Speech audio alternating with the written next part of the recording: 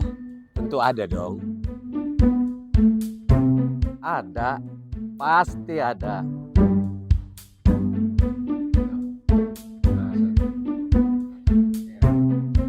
Tenang, pasti ada. Iya, betul itu. Mari doakan rangkaian kegiatan Hari Ulang Tahun Gereja Protestan Indonesia Bagian Barat yang ke-75 yang dipusatkan di Kota Padang, Sumatera Barat. Yang berlangsung dari tanggal 28 sampai dengan 31 Oktober 2023. Mulai dari pengobatan gratis, seminar kebangsaan, dan Deklarasi Eco Church sampai dengan ibadah raya interkonektivitas bersama di 7 titik wilayah Nusantara.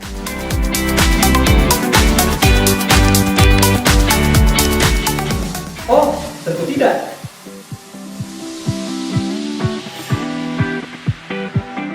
Doakan dan hadir juga loh di ibadah syukur 75 tahun GPIB. Pada tanggal 19 November 2023, pukul 14 waktu Indonesia bagian Barat, bertempat di Istora Senayan, Jakarta. Mari kita mensyukuri dengan penuh sukacita iman atas karya layan Tuhan Yesus Kristus di dalam dan melalui gerejanya GPIB selama 75 tahun. Soli Deo Gloria.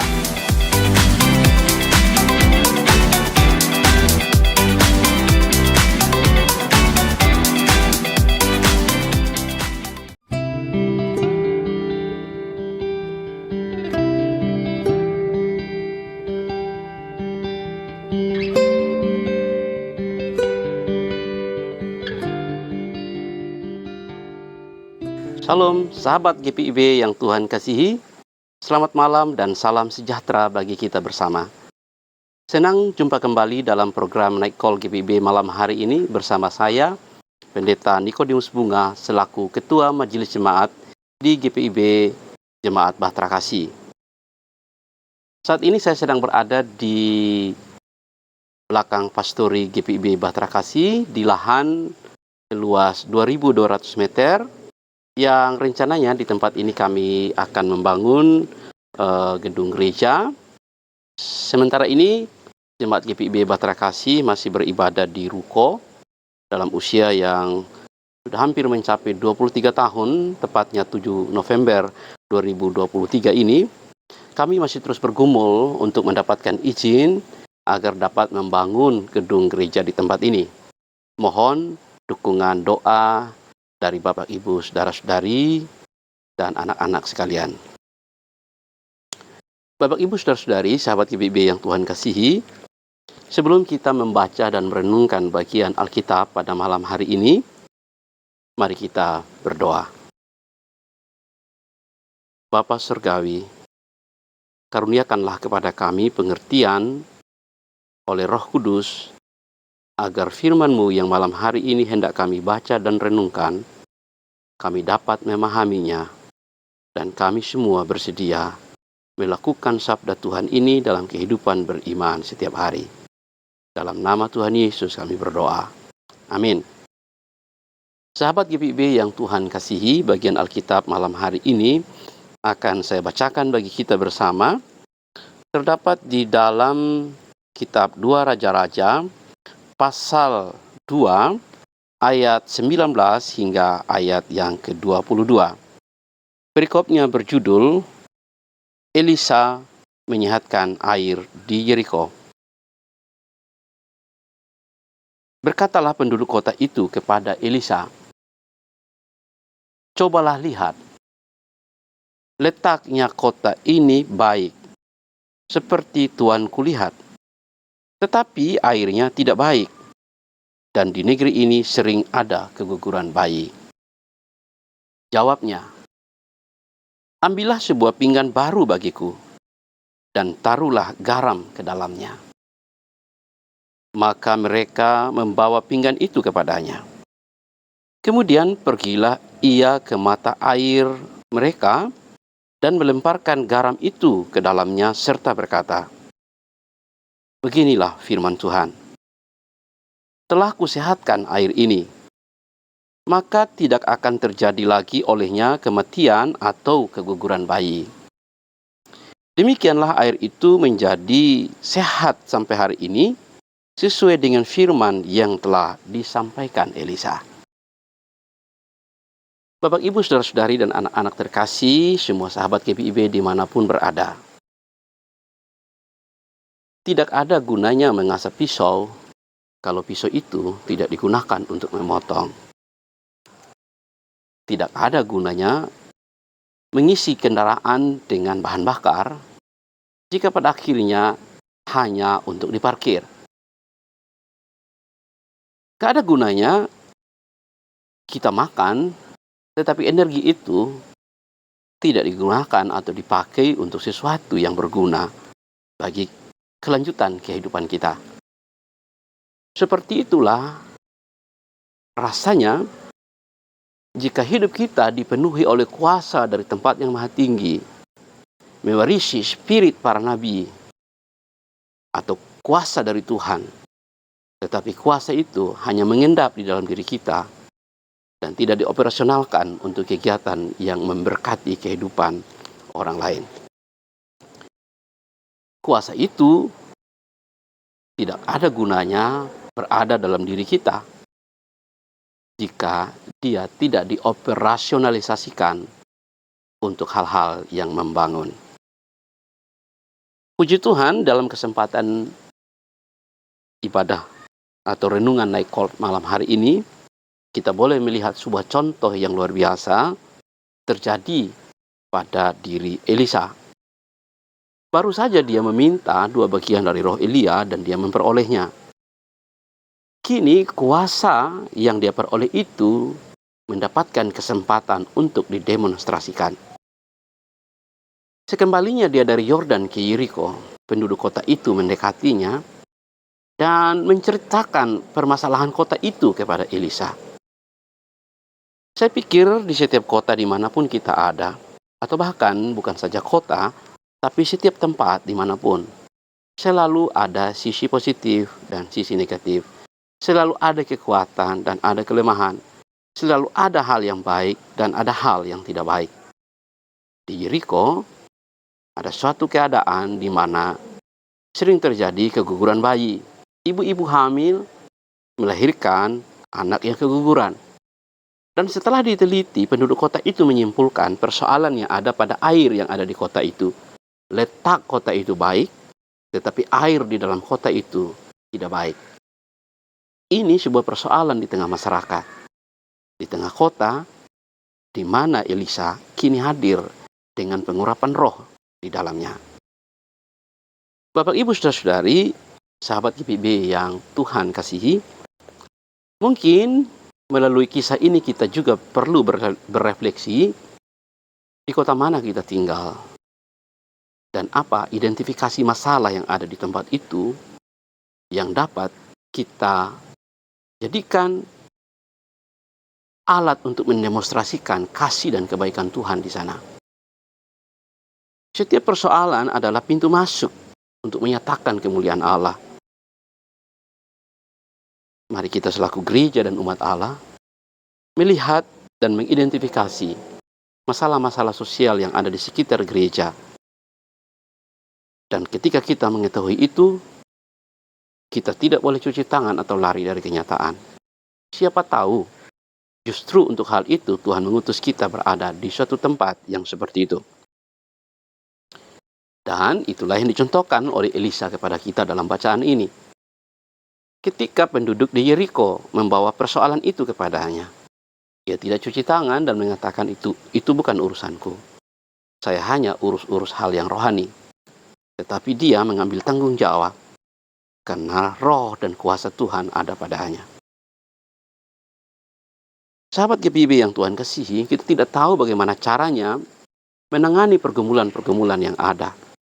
Tetapi jika roh Tuhan, kuasa Tuhan ada pada kita, pengurapannya memberi kita hikmat untuk dapat memberikan solusi dan jalan keluar bagi masalah-masalah yang ada di sekitar kita. Saya sangat percaya bahwa sungguh beralasan ketika Tuhan Yesus menyebutkan murid-muridnya atau orang percaya kepadanya sebagai garam dan terang dunia.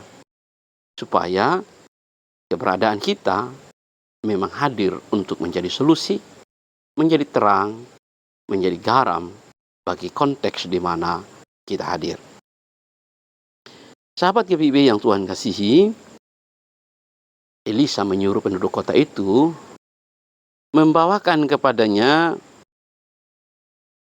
suatu wadah berisi garam, suatu pinggan berisi garam. Dan pinggan itu harus pinggan yang baru. Dia kemudian membawa pinggan berisi garam itu ke mata air dan menghamburkan garam ke sana. Tetapi yang membuat air itu menjadi sehat kembali, sesungguhnya bukanlah pinggan itu, juga bukan garam itu, tetapi firman Tuhan yang diperkatakan oleh Elisa. Apa dikatakannya? Yang dikatakannya demikian.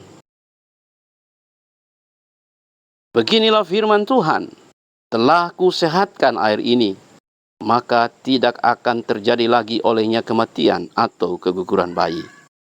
Demikianlah air itu menjadi sehat sampai hari ini, sesuai dengan firman yang telah disampaikan oleh Elisa. Pinggan baru dan garam hanyalah sarana atau alat yang Tuhan pakai. Tetapi kuasa Tuhanlah, kuasa firman Tuhanlah yang menyebabkan mukjizat terjadi. Sahabat GPIB yang Tuhan kasih, saya sangat percaya hidup kita adalah pinggan baru yang berisi garam dari Tuhan. Kita alat. Dan saat kita mendemonstrasikan atau membiarkan diri kita menjadi alat dalam tangan Tuhan, firman Tuhanlah yang mengerjakan mukjizat itu di tengah-tengah pelayanan kita, dimanapun kita berada. Melalui bacaan ini, kita boleh menggarisbawahi bahwa setiap orang yang diurapi Tuhan, dia harus menjadi solusi di tengah masyarakat di mana dia ada. Dan saat dia mengerjakan sesuatu untuk berpartisipasi dalam pergumulan masyarakat yang ada, dia tidak boleh mengandalkan kekuatan diri sendiri. Dia hadir sebagai pinggan baru berisi garam dari Tuhan. Dan dengan kuasa firman Tuhan, dia mengubahkan keadaan. Selamat menjadi berkat di tengah masyarakat dimanapun kita ada. Kehadiran kita tidaklah kebetulan. Kehadiran kita adalah sebuah pengutusan. Selamat malam, Tuhan memberkati kita sama. Mari kita berdoa. Bapa, di dalam nama Tuhan Yesus, kami bersyukur untuk motivasi dari firman Tuhan yang boleh kami baca dan dengarkan malam hari ini. Kami tahu ini bukan sekedar kabar atau berita atau cerita tentang Elisa, tapi ini adalah kisah tentang bagaimana seseorang jika roh Tuhan ada di dalamnya. Ini adalah kisah tentang bagaimana seseorang yang mau memberi diri menjadi alat pelayanan di tangan Tuhan.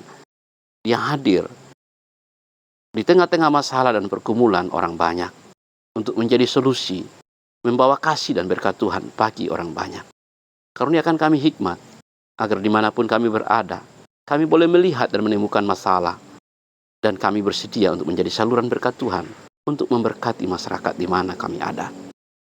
Dan kami percaya Tuhan, kamilah pinggan baru yang berisi garam dari Tuhan, untuk mentahirkan, untuk menggarami lingkungan di mana kami ada. Biarlah oleh kuasa firman-Mu, yang hidup itu, yang ada di dalam diri kami boleh mendemonstrasikan kuasa dan kasih Allah yang memberkati kehidupan banyak orang. Kami mohon berkat-Mu atas gereja-Mu, jemaat GPIB, secara sinodal, maupun semua jemaat yang tersebar di kota dan di desa. Khususnya dalam agenda-agenda pelayanan ke depan, terkait dengan menyambut HUT GPIB yang ke-75. Ada sejumlah program secara sinodal maupun setiap jemaat. Kami pertaruhkan dalam tangan Tuhan, berkenan Engkau memberkati. Sehingga melalui pelayanan-pelayanan yang ada, kami hadir sebagai berkat di tengah-tengah masyarakat. Kegiatan yang akan berlangsung di Padang di akhir bulan Oktober ini. Atau ibadah raya, ibadah syukur kami kepada Tuhan berkaitan dengan 75 tahun GPIB hadir melayani di Indonesia yang akan berlangsung di Jakarta pada bulan November. Biarlah Tuhan memberkati. Terima kasih banyak Bapak Surgawi. Berkati setiap hamba-hamba Tuhan, para pendeta, presbiter, pengurus-pengurus pelkat, panitia-panitia, baik yang ada di kota maupun di desa. Setiap umat-Mu diberkati untuk menjadi saluran berkat Tuhan bagi lingkungan di mana kami ada. Tiba waktunya bagi kami malam hari ini untuk beristirahat. Tuhan jaga sertai pelihara lindungi. Dan biarlah dengan kekuatan baru, semangat baru, besok kami bangkit, kami bangun kembali, dan meneruskan gumul juang yang Tuhan masih percayakan. Terima kasih banyak Bapak Surgawi. Inilah seluruh doa kami kepadamu. Turut kami doakan pemerintah dalam tanggung jawab, menjaga, memelihara, melayani masyarakat kami. Kiranya mereka dapat melakukannya dengan hikmat yang daripadamu tanpa pandang bulu. Teristimewa, kami mendekat tahun-tahun politik 2024. Karuniakan damai sejahtera atas bangsa kami, sehingga kami hidup rukun dan damai. Dan kami percaya dalam kehidupan yang rukun dan damai seperti itu, berkat Tuhan, Tuhan perintahkan datang ke tengah-tengah bangsa kami. Kami doakan perdamaian dunia, khususnya perang di antara Hamas dan Israel, atau Ukraina dan Rusia. Hembuskan roh damai sejahtera-Mu, supaya hati setiap kepala negara, setiap bangsa, boleh bersatu untuk mencari solusi terbaik bagi krisis lingkungan hidup, bagi pemanasan global, dan hal-hal lainnya yang membawa sejahtera bagi kehidupan bersama. Terima kasih banyak Bapak Surgawi. Inilah seluruh doa kami kepadamu. Di dalam nama Tuhan Yesus Juru Selamat, terpuji namamu kekal selama-lamanya. Amin. Sahabat GPIB yang Tuhan kasih, demikianlah renungan Night Call malam hari ini. Selamat beristirahat. Tuhan memberkati. Shalom.